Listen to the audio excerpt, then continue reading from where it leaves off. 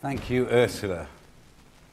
So, a lot to think about, to talk about, and now is your opportunity to discuss the findings that have been presented here today. As well as the delegates in the room, I'm also taking contributions for those watching online and from the discussion on Twitter. Can I please remind you, if you would like to speak, raise your hand, and when asked to speak, you wait for a microphone to arrive in front of you, and that you stand up so the camera can see you. Then state your name and your organisation, please. So would anybody like to start? Yes. Is that Martin?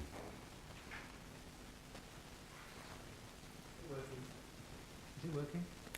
It doesn't matter, it's for the online, so the technical people will ensure the microphone is working for those listening to you, but I think everybody here will be able to hear you. Thank you. I'm Richard Hudson, Dick Hudson from UCL, and I was impressed by the figures that we were given for the number of teenagers who have mobile phones, or smartphones, in fact.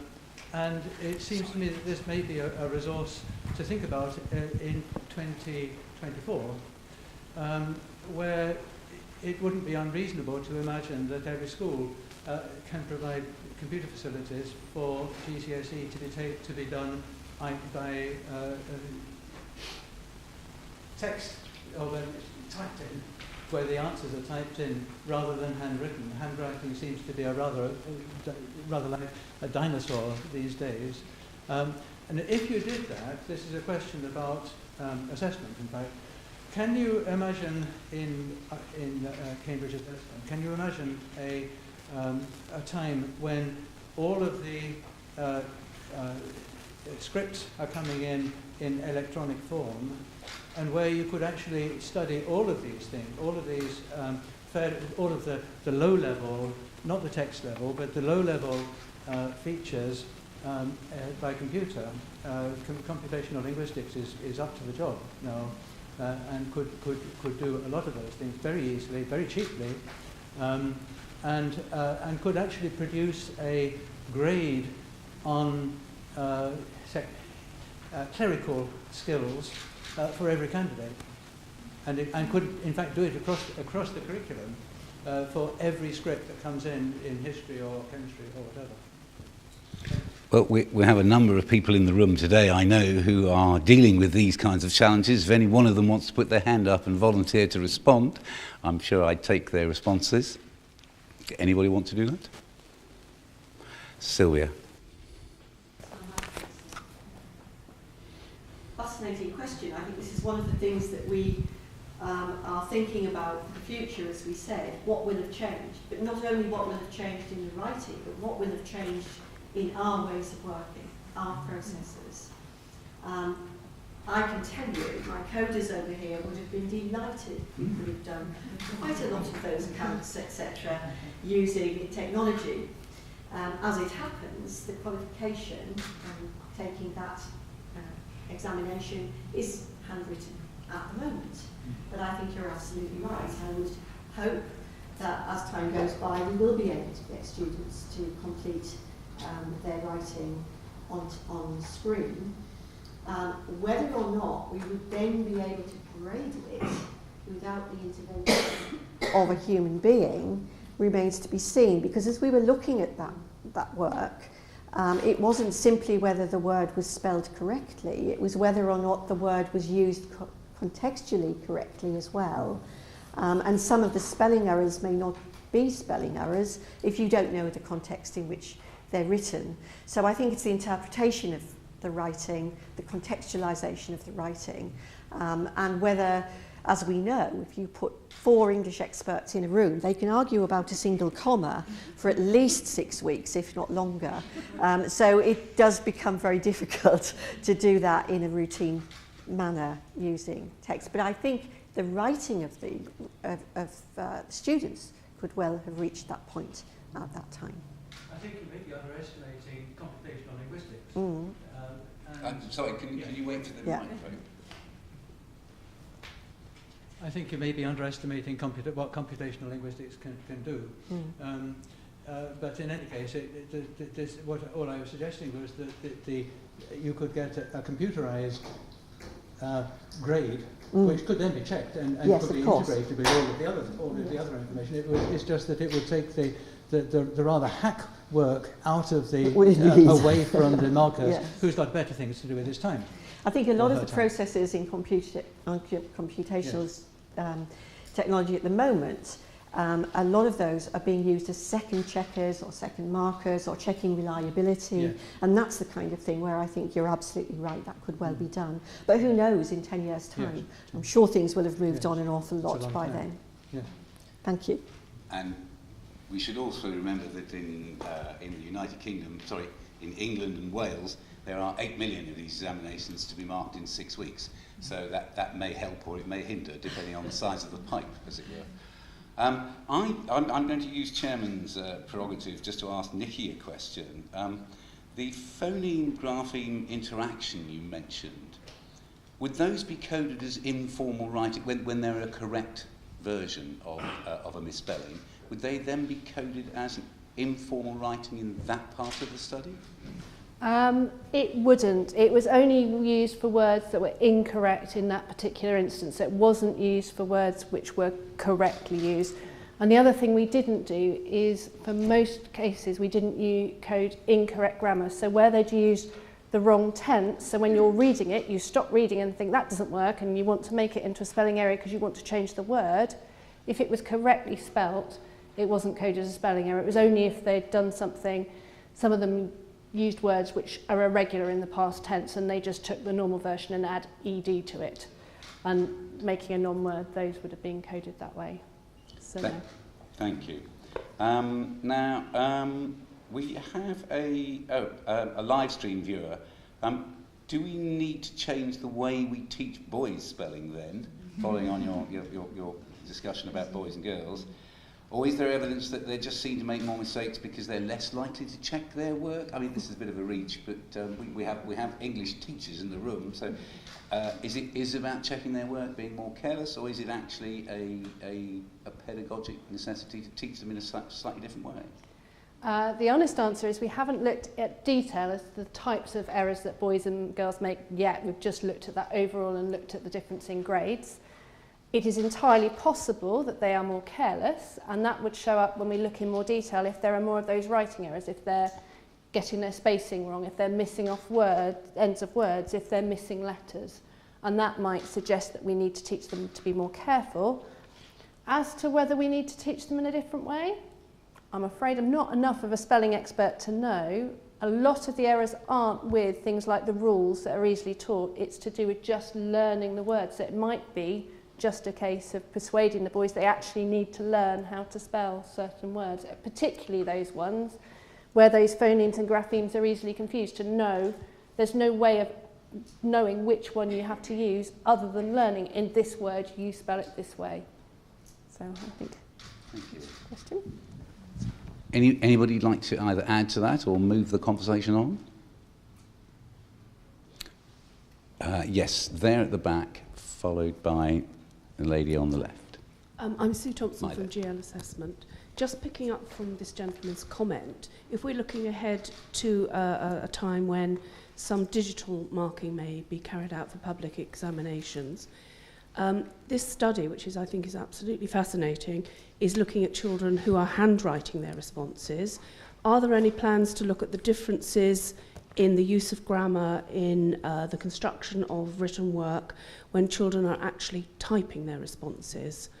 If there's a difference in their use of grammar, thinking of myself, I think I punctuate less when I type something, potentially.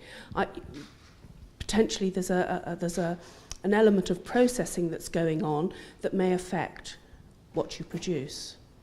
Sorry, could I ask, when you say you punctuate less, is that because you're relying on the machine to do the punctuation for you? I think there's an element of that. There's an element of the program will correct for you, or there's a spell checker, or all of those things that go on that I think perhaps may influence the behaviour of students when they're, I don't know, but I'm just thinking if you're looking ahead to that, this study is based on children handwriting their responses. You know, is anybody looking at typed responses? Well, interestingly enough, of course, in GCSEs at the moment, if you are given permission to type, and that is perfectly feasible within the current system, spell check is turned off. So in theory, the psychological impact ought to be the same. But there is, as you point out, the carryover of typing in the past to typing now and forgetting the spell check's not actually on. I don't know, we're talking about the future and whether the number of scripts that gets typed out in 10 years' time is very much greater than the number of scripts now. Sylvia, would you like to comment on that? Ursula? Right. I think I'm right in thinking that currently examinations are always handwritten. Does anybody? Yeah? No? Unless special circumstances. And certainly the studies are being done into the very question that you've asked as to how it makes a difference and how students process information in relation to typing than to writing. Research is beginning to emerge about that. Some of the studies that have been done show that, for example, now I see in universities that students don't handwrite at all. They will make notes on screen. They will read on screen. And one study that I recently read said that there is a difference in the processing that goes on between handwriting your notes in lectures and typing the whole time, that it doesn't allow for that depth of processing. Perhaps people had the same, when the printing press was introduced. This change in technology has an impact upon the way we process knowledge. But I'm sure that the day will come. At universities, I'm sure somebody is desperate to find a way to get students to type their answers onto screens and send them direct to the markers. It's just finding a way to do that is secure, and that involves turning off spell checkers, doing all that kind of thing.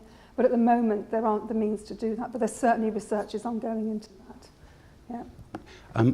The lady over here, are you going to continue along the same theme? Can I come back to you then in a moment? Because that lady there, on a different subject, right. So Tim, you wanted to come back on that particular point, didn't you? Yes. Yeah. Thank you. Yes, I just wanted to emphasise this issue of the distinction between the research work here, which is focusing essentially on adolescence, and the importance of not making assumptions about the initial acquisition of writing and the cognitive development associated with very young children initially acquiring writing.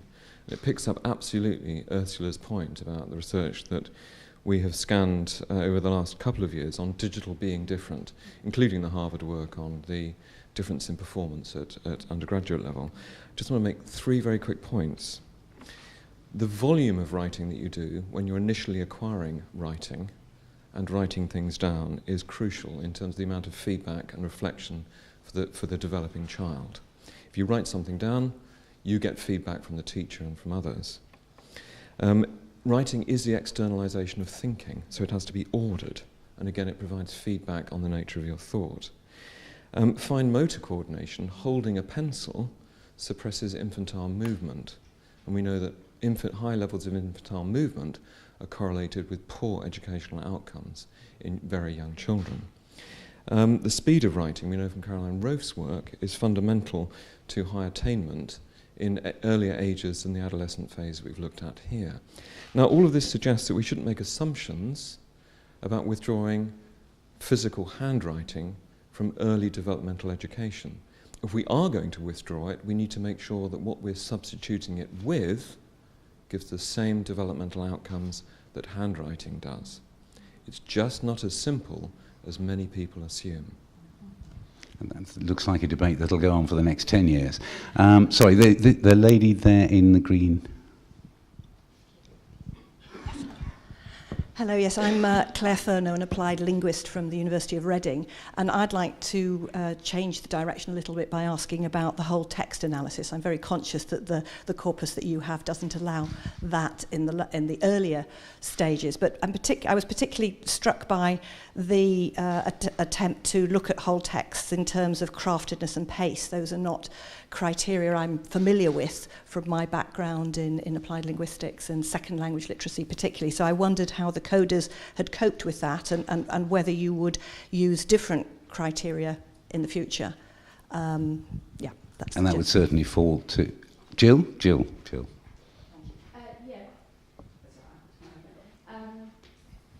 The craftedness and pace came out of the revisions we made in 2007, where we looked at several other studies that have been done, and this was one of the things that came out. So yes, we were confident that it was something we wanted to do. We discussed with other experts. How the coders coped with it, I think maybe we can take the view from them. It was tricky. They had to read the whole text. They were making a rating. We did reduce the rating down. We'd experimented in 2007 with a 3-part rating, and we took the rating down to 2 parts, just well-crafted and poorly crafted, and well-paced and poorly paced, because the 3-part coding was proving slightly too difficult to decide, you know, to keep all the coders in line as to where they put those differences. But the 2-part coding seemed to work well. But in answer to the third part of your question as to whether we will continue to do it in future, we do review every time we redo this study. We do an initial pre-study reviewing what has changed in education, what has changed in assessment, whether we can actually acquire a question that will work for us, how we're going to code it, whether the codings are all still appropriate, and so on. So yes, in 10 years' time, we will definitely be doing that all again. So Jill, just for simple people like me, would you explain, just to give us a word about what you mean by craft, or what you meant by craftedness? And by pace, I'm assuming you mean the pace of the story follows the pace of the story, as it were. It's a sort of self-referential. Yes, pace is easier to describe. Pace is kind of the rhythm of the piece, the way in which the candidate takes the narrative through, takes the reader along with them. And the example I gave, that you get some candidates who can spend a long time taking you through a very slow narrative and then suddenly finish it very abruptly. Craftedness is more about the way in which students use the different features of writing to engage the reader and to make the piece readable, essentially. Very subjective. It is very subjective, and we're aware of that, and our coders were very aware of that. We reiterated with the coders, there was a lot of debate about the subjectiveness of the rating, and we didn't carry on with the rating until we were happy that the coders were happy with it. Right, lots to look at and think about there. The lady there, please. Thank you. I wonder whether when you Sorry, could you say who you are and where you're from? Phillida Shellikins. I wonder whether when you were choosing and analysing the samples, whether you looked specifically for first and second language backgrounds and the implications that might have on the production of written English, and also what us who are more on the teaching and teacher training side, what we could take away in terms of lessons to apply in the practical field. Jill. In terms of the selecting the scripts, we pulled out the sample of scripts and we went through them. We did look for evidence of second language use, and we excluded any scripts which we believed fulfilled that criteria because they weren't quite what we were hoping to use. We weren't quite sure why that candidate was there. We also excluded any candidates who'd typed their scripts, for example, in terms of accommodations and so on. And in terms of teaching practice and lessons for that, I think we need to ask some teachers in the room what they feel they should take forward from that. Thank you. Can I, from another live stream viewer, have you ever considered setting a task for the students to do in order to keep the task the same? Because it must be a challenge looking for the same kind of narrative every 10 years. We have considered setting a task because we're researchers, we like to control things, and controlling the task would be useful. The problem we would have would be if we set the task, we would have to arrange for some students to take the task. If they're taking the task under circumstances other than within a high-stakes examination, we're not going to be comparable to previous samples we've used, and we're not going to get quite the same writing, because however you motivate your students, however important you tell them this exercise they're doing is, it's not going to carry quite the same importance for them. Secondly, we'd have a problem then joining the student up with a level of attainment. We'd have to find some way of joining that together. And thirdly, because we'd be probably running it as a study in various different schools, we might have some issues to do with kind of biasing our sample in some way. So no, we have thought about it and we have decided not to do that. So what you're saying is you need the speed to push them, and you need the marking to push them in the other direction, and Yes. the two together give you the motivation to try and get it right, Yes. which wouldn't be there otherwise.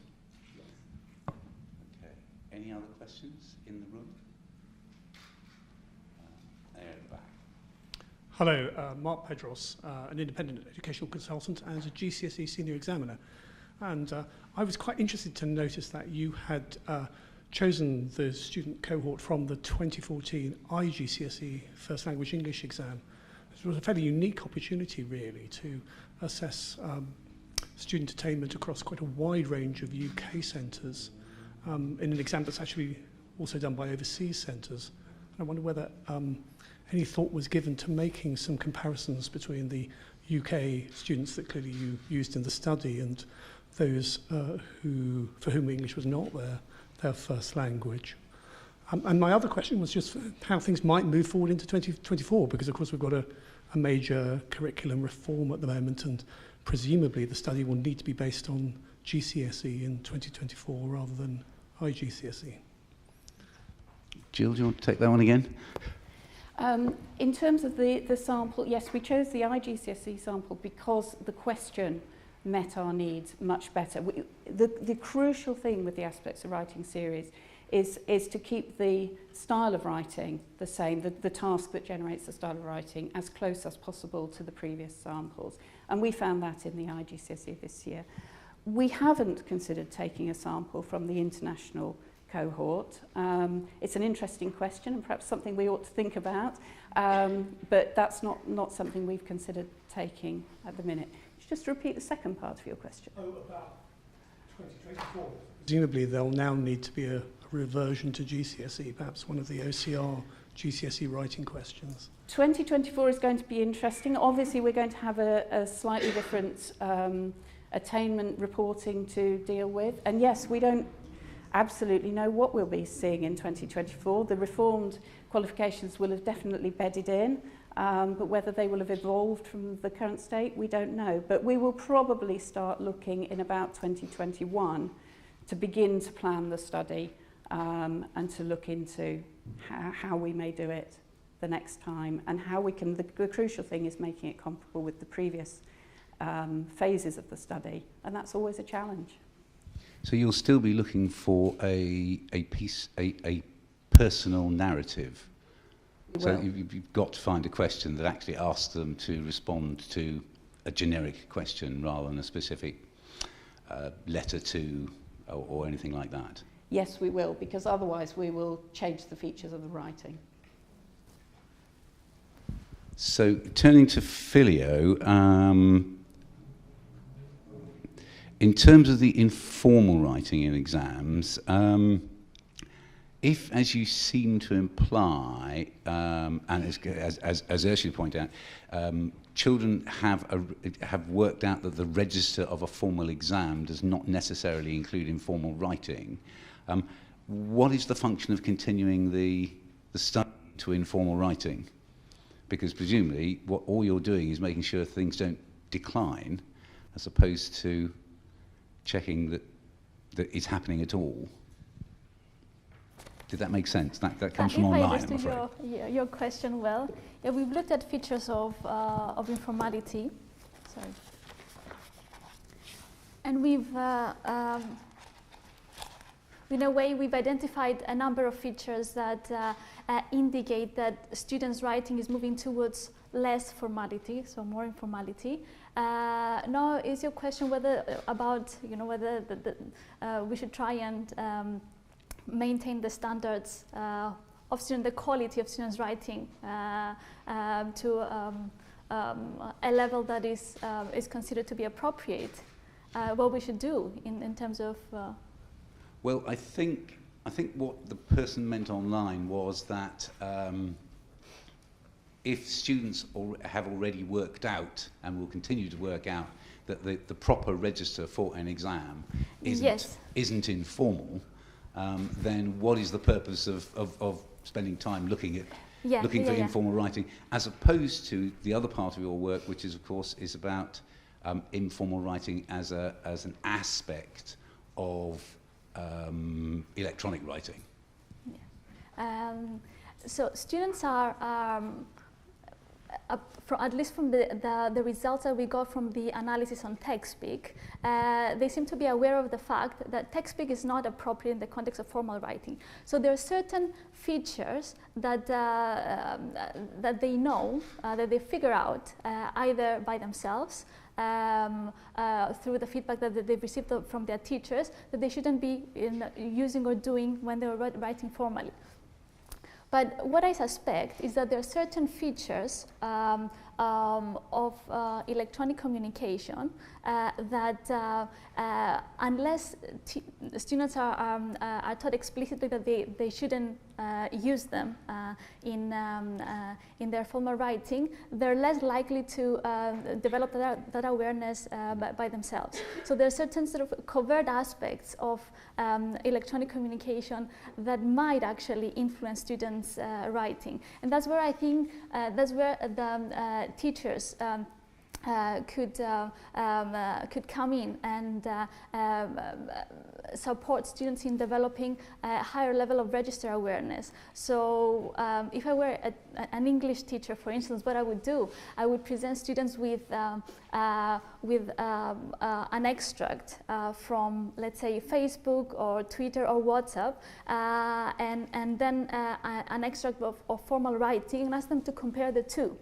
To identify what the differences and what the similarities are. And then I would move a step further and ask them, okay, so now take this piece of electronic communication, this extract from Facebook, and turn it into formal writing. So what has changed and what has stayed the same? And do the same for the formal writing as well. Turn it into a text message, for instance, or a post. So it's a good way of enhancing students' awareness of those features that are likely to go unnoticed by students.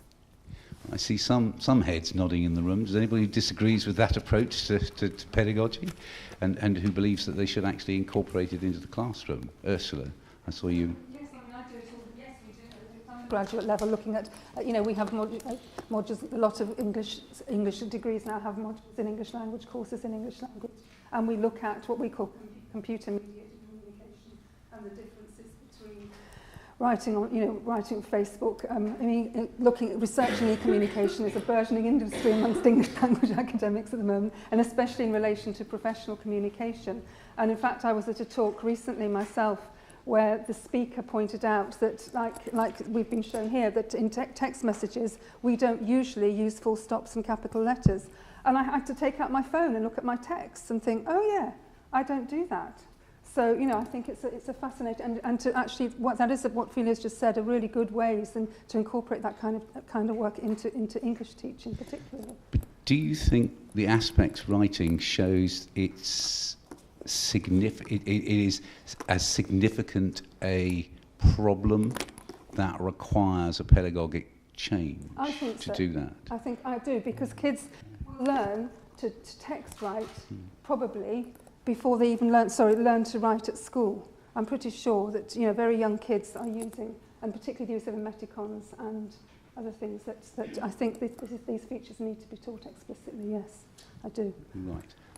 3 more. We've Tim, the lady in the corner. Sorry, I haven't got my glasses on, and the gentleman over there. In that order, please. Tim.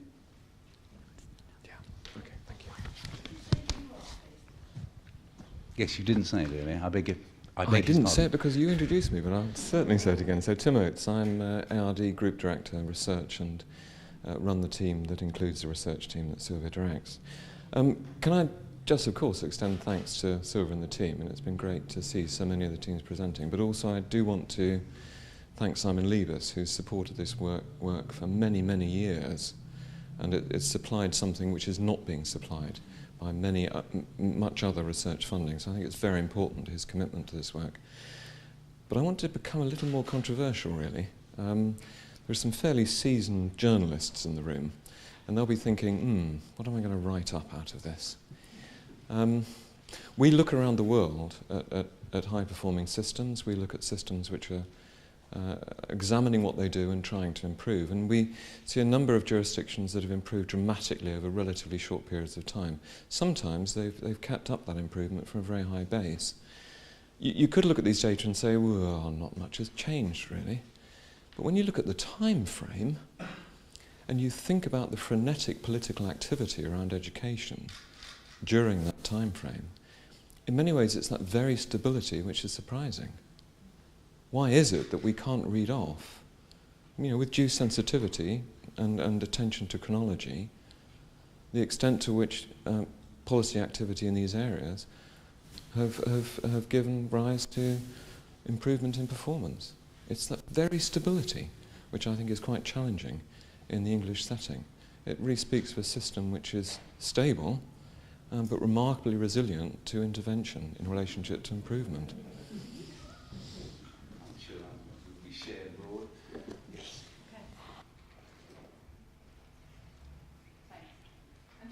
Sorry, I'm going to go back to what was being talked about just briefly. I'm Susan Fitzmaurice from University of Sheffield. I'd just like to say that I think that young people are actually pretty creative and they're very adaptable. I think that what they do, for example, is if they think about electronic media, they see it as a mode. I don't think it's just a style. It's just not just informal language, and they're in fact increasingly used to recognizing professional communication, technical language, scientific reports on Facebook. Why not? Political language. So I think that they're very much more adaptable than I think we actually give them credit for. And all due to, I think this aspects of writing is excellent, but I think unfortunately it is still partial. We're still missing out large numbers of pupils who have to take these kinds of tests from very different language backgrounds, who actually have a very much more diverse background than we can really account for. So kudos to you, but I think we should also give lots of credit to students for what they actually can do and what they recognise. Indeed, indeed. And then finally, and this will have to be the last question, or point, from the gentleman in the corner. Dick Hudson again. I think it would be a pity to get held up on formality if we're thinking of, and informality, if we're thinking in terms of the kinds of things that distinguish text language from more conventional writing, because that seems to put everything on punctuation and perhaps even onto choice of vocabulary, because if you're thinking of an example of formal versus informal, you might think of examples like try versus attempt. So you're speaking informal and you say I'll try to do it, and you're speaking more formally and you say I'll attempt to do it, and it's sort of posher. It shows that you've got, I don't know what it shows, but it's a bit trivial. And it seems to me that the real challenge for school English teaching, or maybe even for teaching in general, is dealing with complexity. And it seems to me that what we should be looking at and worrying about is complex language rather than formal language. And that's the kind of language that you need in order to express complicated ideas, such as what I'm doing at the moment. And there are things about informal language that make it harder to express more complex messages. Your reader can get lost, or your listener can get lost more easily. For example, when we're using a subordinate clause, we have often have the option between including that and not having that. This is one of the characteristics of English. We can say, I think I'll go tomorrow, or I think that I'll go tomorrow. And it's certainly more characteristic of informal language not to use that. But there are a lot of cases where a complicated message gets even more complicated if you don't use that, because you can't say that is a great marker of the beginning of a subordinate clause. You say that, and your reader knows immediately, here comes a subordinate clause. So you're sort of building the grammatical structure as you go. And it does seem to me that there's a sort of tension in the discussion we've had, and perhaps in the English teaching world in general, between formality as a kind of set of table manners, where there are posh words and ordinary common words and so on, and there are posh structures and more common structures. That you have that's the choice that teachers ought to be focusing on. Whereas it does seem to me that what they should be focusing on is how to say complicated things in an easy kind of comprehensible kind of way. Thank you. Right, that's started a whole new debate for which we don't have time. However, I have now seen 3 hands. Did I see one there? That gentleman there, and then I think Sylvia, and we'll have to close it there. We've just run out of time. But thank you for starting a whole new debate, and I'm sure we can continue it with coffee afterwards. Yes. Yeah, sorry, my name's Robert. I'm the head of English at Reading School, and I'm just actually, what you've just said is quite interesting, because talking about how we teach students how to deal with complex, express complex ideas.